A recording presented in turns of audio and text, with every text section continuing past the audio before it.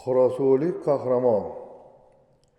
Xoraso tarixida yorqin iz qoldirgan insonlar ko'pdir. Ular haqida farzand va nabiralarga hikoya qilib turishimiz biz uchun farzdir. Vaqtlar o'tishi bilan tarix sahifasida o'zining halol mehnati, odobi, atrofdagi odamlarga nisbatan beminnat mehrli bo'lgan insonlarni eslab yodga olib turish hamda faxrlanish tuyg'usini yoshlarning ongiga singdirish tarbiyaning asosini tashkil etadi. Shunday insonlardan biri Yusufjon ota Ismoilovdir. Yusufjon ota Qorasu qishloq xo'jaligini rivojlanishi, ona zamindan olinayotgan hosilni mo'l qilishning asosi qishloq xo'jaligini mexanizatsiyalashtirish ekanligini birinchilardan tushunib yetgan qorasulik birinchi traktor haydovchi, ikkinchi jahon urushi ishtirokchisi, sotsialistik mehnat qahramoni, qator jangovar orden va medallar sohibi mirishkor dehqon bo'lgan. Yusufjon ota 1915-yil Andijon viloyati Vorashilov, hozirgi Qo'rg'ontepa tumani Qorasu qishlog'ida dehqon oilasida tug'ilgan. Otasi Ismoiljon bobo mirishkor dehqon bo'lgan. Yusufjon otasi, akalari va boshqa dehqonlarning yerga ishlov berayotganligini ko'rganligi uchun bu mashaqqatli mehnatni yengillashtirish o'ylar edi. Bolaligidan otasi va akalariga yordam berish maqsadida ular ortdan dalaga borar edi. Yusufjon otaning bolaligi yurtda boshlangan inqilobiy davrga to'g'ri keldi. Yangi hayot o'zgarishlar tufayli yangi uslubdagi maktabda o'qidi. Bilimga chanqoq, zehnli Yusufjon saboqlarni yaxshi o'zlashtirar edi. Maktabni tamomlagach, Andijondagi qishloq xo'jaligi texnikumiga o'qishga kirdi. Texnikumda traktorni boshqarish va uni ta'minlash usullarini sidqidildan o'rgandi.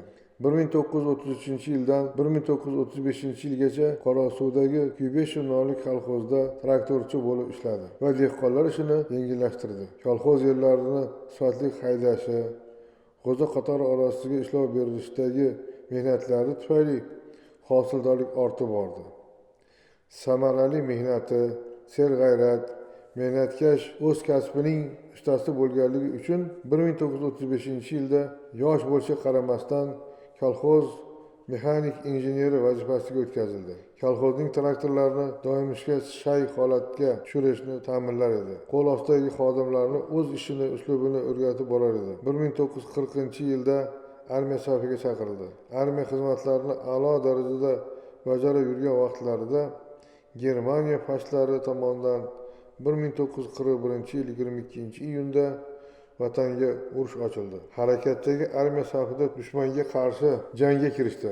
Mamlakatni mudofaa qilish va dushmanlardan ozod qilish janglarida jasorat ko'rsatib xizmat qilar edi. Urush davomida bir necha marotaba yarador bo'ldi. Davolanib, yana oldingi saflarga qaytib, dushmanga zarbalar berishda ishtirok etdi. Dovyurak askar 1946-yilda qator jangovar orden va medallar bilan Qorasuvga qaytib keldi. Hukumat Yusufjon otani 1946-yili Bo'z tumani Shahrixon MTS ustaxonasi mudiri etib ishga yubordi.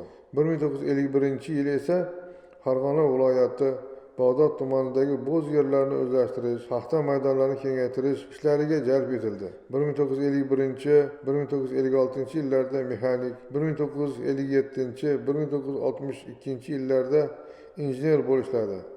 Samarali mehnatlari tufayli 1957-yilda sotsialistik mehnat qahramoni unvoni berildi. Sobiq fuqarolar davrida bunday yuksak mukofotga sazovor bo'lish qiyin edi. Yusufjon otaning samarali mehnatlari markaz tomonidan tan olingan edi.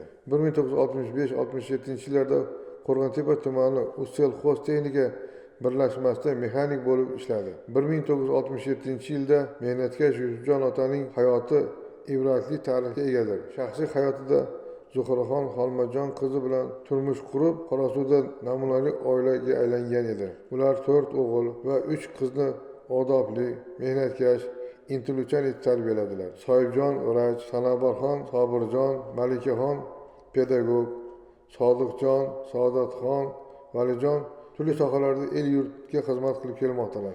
Hozirgi kunda Yusufjon ota va Zuhraxon ona avlodlaridan 21 nevara, 70 ga yaqin chevara, 20 ga yaqin evaralari xalq xizmatida ota-bobolari kabi sidqidildan mehnat qilmoqdalar.